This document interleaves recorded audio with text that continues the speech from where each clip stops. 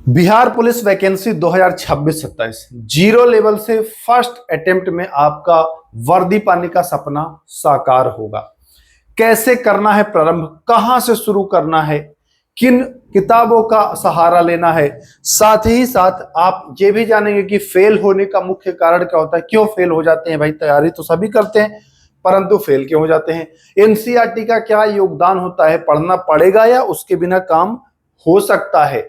डर होता है बच्चों में, लूसेंट क्राउन कितना इसमें रोल निभाएगा, करंट अफेयर का क्या रहेगा योगदान, मैथ्स हिंदी इंग्लिश को इग्नोर करना है या नहीं करना है, रिवीजन कब से हमें करना चाहिए, कब कब, और मॉक टेस्ट कब लगाना चाहिए, इसका सब कुछ हम लोग इस वीडियो में जानने वाले हैं। तो आ जाइए, एक एक पॉइंट पर हम चर्चा करेंगे। देखिए, अगर आप बिल्कुल नए हैं, पहली दफा आप फॉर्म भरने वाले हैं या फॉर्म आएगा तो भरेंगे, या सोचा है आपने कि बिहार पुलिस आपको बनना है, तो जो भी बताऊंगा उन सब सभी पॉइंट्स पर आप पैनी नजर रखिएगा, नोट करते चलिएगा क्या क्या आपको करना है।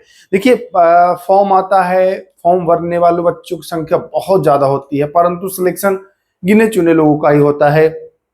कभी कभी आपने देखा होगा भाई कि कम दिन पढ़ा और सिलेक्शन ले लिया, वहीं आप 2 साल 1.5 साल 3 साल से पढ़ते आ रहे हैं लेकिन रिजल्ट तक नहीं हो रहा है।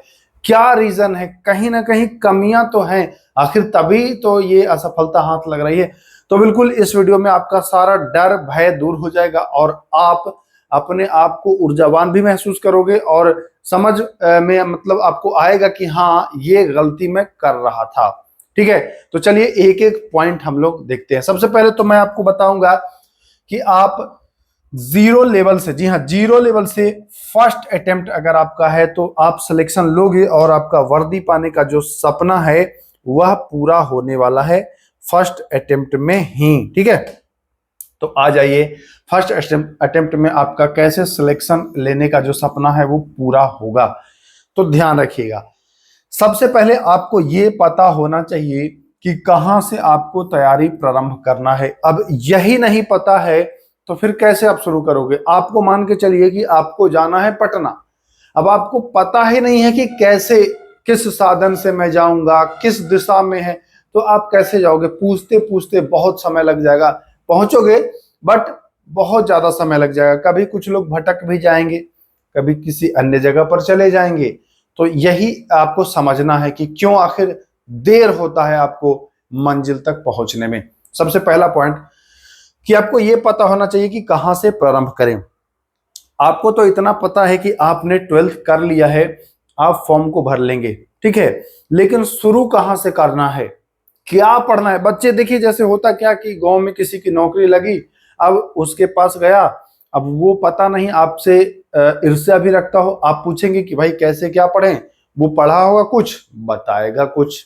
ठीक है, तो ये भी एक भटकाव का कारण हो जाता है। तो सबसे पहले आपको ये पता होना चाहिए कि कहां से प्रारंभ करें। ठीक है, मैं बता रहा हूं, आप इसका सिलेबस, जो बिहार पुलिस का सिलेबस है, अगर आप सिलेबस का आकलन करेंगे, जरूरी नहीं है आप डाउनलोड करने का, मतलब सिलेबस तो है वेबसाइट पर, लेकिन मैं जो बता रहा हूं उसको नोट करिए। पूरी सिलेबस में खंगाल चुका हूं तो वही बता रहा हूं। इसका सिलेबस में स्पष्ट लिखा हुआ है कि 9th और 10th के जो क्वेश्चन हैं वो उसी लेवल के क्वेश्चन पूछेंगे। तो आपको ये आइडिया हो गया कि 9th 10th लेवल का हमको पढ़ना है। अब आ जाइए कि आप अब उसको पढ़ने के लिए किन किताबों का सिलेक्शन करेंगे, ये मायने आपको रखना है, ये मायने रखता है कि किन किताबों का आपको सिलेक्शन करना है।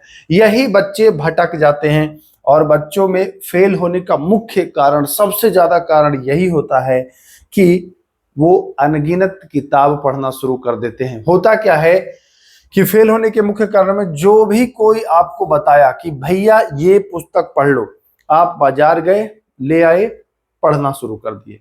फिर किसी अन्य व्यक्ति से मिले, उसने बताया कि अरे यार मैं तो ये पढ़ा था, जैसे मैं किसी किताब का यहाँ प्रमोशन नहीं करूंगा बट मैं बताऊंगा। कोई आपसे कह दिया कि मैंने लूसेंट पढ़ा तो आप लूसेंट लाओ, कोई कहा कि क्राउन पढ़ो तो क्राउन लाओ, किसी ने कह दिया स्पीडी पढ़ो तो स्पीडी लाओ। मतलब जो भी किताब बताया आप लाते गए, अपने घर को आप लाइब्रेरी बनाते गए। ये भी असफल यानी फेल होने का अहम कारण, मुख्य कारण है। तो ऐसा आपको नहीं करना है। आपको क्या करना है, कम सामग्री, मतलब पुस्तकें आपके पास कम होनी चाहिए लेकिन रिवीजन ज्यादा होना चाहिए। नोट करिएगा, पहला पॉइंट यही है, कम पुस्तक रिवीजन ज्यादा, ये आपको सिलेक्शन की ओर ले जाएगा बहुत ही जल्द। कम पुस्तक रहेगा, आप उसको एक ही पुस्तक को पढ़िए, बार बार पढ़िए।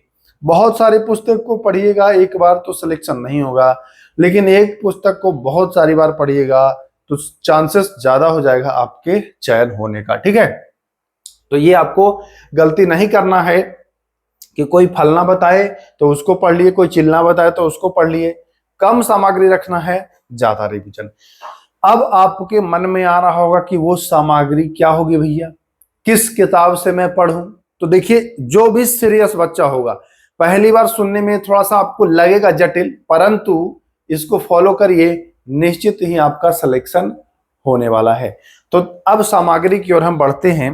वो कम सामग्री में क्या होता है, देखिए, अब आपके मन में, जैसा कि मैंने पहले ही बताया था कि एनसीईआरटी जो है इसका कितना रोल होगा, एनसीईआरटी का क्या रोल होगा, ये जान लीजिए। तो एनसीईआरटी का जो महत्वपूर्ण योगदान है इसके बारे में हम बात करते हैं।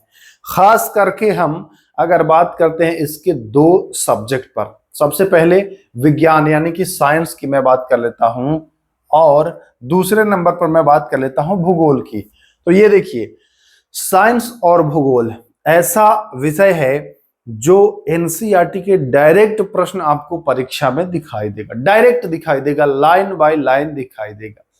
तो अगर आप नाइन्थ और टेंथ, ये चीज दोनों नोट करिएगा, ये किस क्लास की होनी चाहिए, तो ये नाइन्थ और टेंथ। अगर आप खुद से पढ़ लेते हो एनसीईआरटी तब तो सही है, और नहीं तो अगर आप नोट्स बना रहे हो पढ़ के तब तो बहुत परफेक्ट है। या इसका एक और विकल्प है पीडीएफ, पीडीएफ, और वो पीडीएफ मैं आपको दिखा देता हूं कि क्या है वो पीडीएफ, है ना, बेहतरीन है, बस ये आप ही लोगों के लिए तैयार ही किया गया है।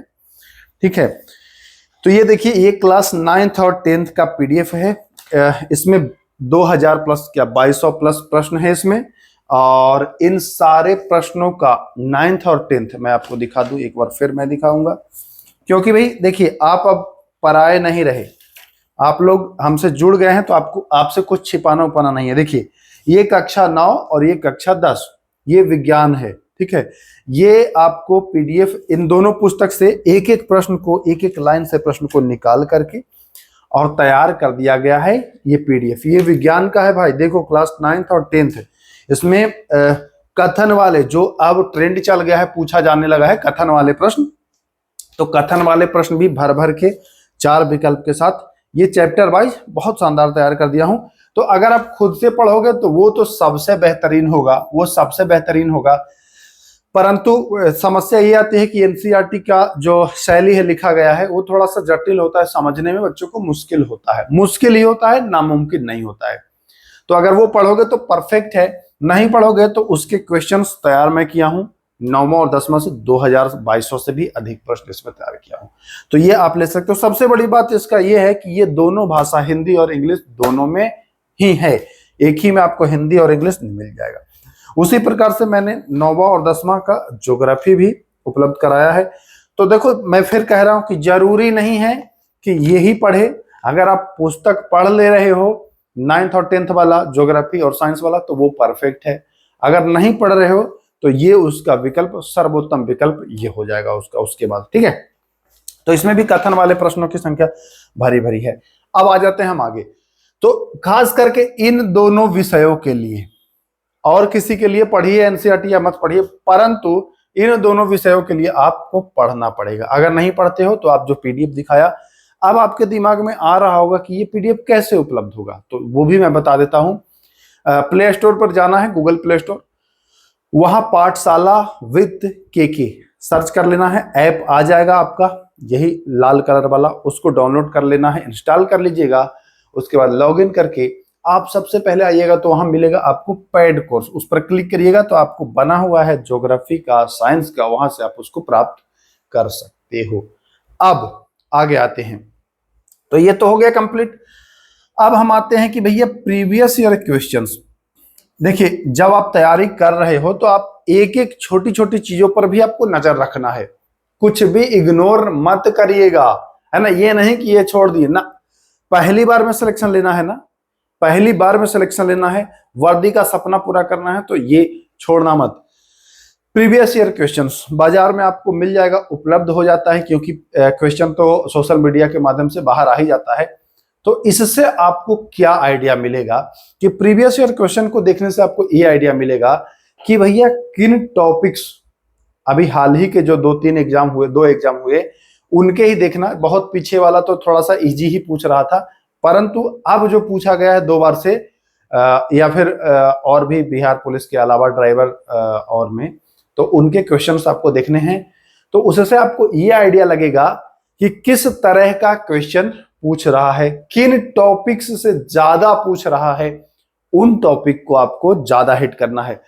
उदाहरण के रूप में अगर मैं बताऊं तो जैसे आपने प्रीवियस ईयर क्वेश्चन देखा और आप पाते हैं कि सेल कोशिका से प्रश्न पूछा गया है 3-4, तो आप कोशिका चैप्टर पर ज्यादा बार करेंगे, ज्यादा उस पर हमला करेंगे, उसको ज्यादा समझने की कोशिश करेंगे, थोड़ा सा उस पर ज्यादा टाइम देंगे, आपको ये फायदा मिलेगा। जैसे ज्योग्राफी में आपको पता चलेगा कि देखेंगे तो आप रिवर्स, नदियां, इनसे प्रश्न आए हैं तो आप नदियों पर अधिक फोकस करेंगे। यह केवल एक उदाहरण है, मैं बता रहा हूं उदाहरण, ठीक ना।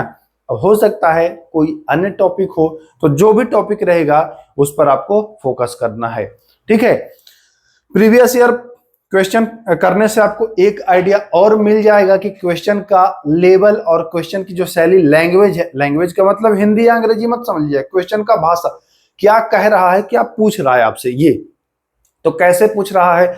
जब आप एनसीईआरटी पुस्तक पढ़ोगे तो आपको ऐसे नहीं समझ में आएगा कि कहां से उठाना है प्रश्न, प्रीवियस ईयर देखोगे तो आपको पता चल जाएगा। और अगर नहीं देख पा रहे हो तो फिर सबसे बेहतर है आपका कि आप पीडीएफ से क्वेश्चन के फॉर्मेट में मैं जो उपलब्ध कराया हूं तो वो भी आप कर सकते हो, क्योंकि मैंने सारे क्वेश्चंस खंगाले हैं, 2-3 बार तैयारी कराया हूं, तो आइडिया तो हो ही गया है, ठीक है। तो आपको ये प्रीवियस ईयर भी देखना है। अब चलिए सर, साइंस और ज्योग्राफी तो बता दिए, इसके अलावा और भी क्वेश्चंस रहते हैं, 100 क्वेश्चन रहता है, तो उनके लिए तो देखिए मैं फिर कह दे रहा हूं, आप कोई भी पुस्तक एक उठाइएगा, ल्यूसेंट आपको उठा लेना है या फिर आपको क्राउन उठा लेना है, जो मन करे वो उठा लीजिएगा। आप इसको पढ़िए, क्योंकि यहां से लगभग 40% प्रश्न आपको दिखेंगे, यहां से कम 40% प्रश्न आपको दिखेंगे। देखिए, जटिल प्रश्नों के लिए तो आपने इसको कंप्लीट कर लिया, परंतु इसको पढ़ेंगे तो जो सामान्य, जो इजी आसान प्रश्न होते हैं वो भी आप कर लेंगे। तो इन दोनों में से कोई एक पुस्तक आपको ले लेना है। फिर मैं बता रहा हूं कि कोई एक पुस्तक आपको ले लेना है, ल्यूसेंट, क्राउन, जो भी आपको मन करे, पसंदीदा हो, वो आपको ले लेना है। उससे आपका हिस्ट्री हो जाएगा, पॉलिटी भी हो जाएगा, है ना, ये सब आपका कवर होते रहेगा, ठीक। अब जो ज्यादा डीप में पढ़ना चाहते हैं वो अन्य किताबों का भी सहारा ले सकते हैं, परंतु जो आपको मैं बता रहा हूं, जितना सजेस्ट किया उतना में आपका कंप्लीट हो जाएगा।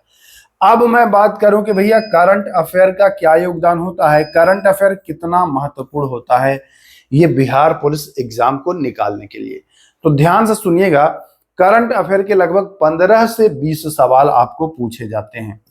ये 2-3 प्रश्न कम बढ़ सकते हैं, है ना, ये इसका मापक पैमाना नहीं है, परंतु सामान्यतः देखा गया है कि 15 से 20 सवाल आपको ये पूछा जा रहा है। और इसमें अधिकांश जो प्रश्न होते हैं वो पिछले 1 साल के प्रश्न होते हैं। कुछ प्रश्न होते हैं जो 2 साल 2.5 साल के भी होते हैं, 2-1 प्रश्न, परंतु हमको 2-1 प्रश्न के लिए पूरे 5 साल का करंट अफेयर नहीं पढ़ना है, जिसका बहुमत ज्यादा है वही पढ़ना है।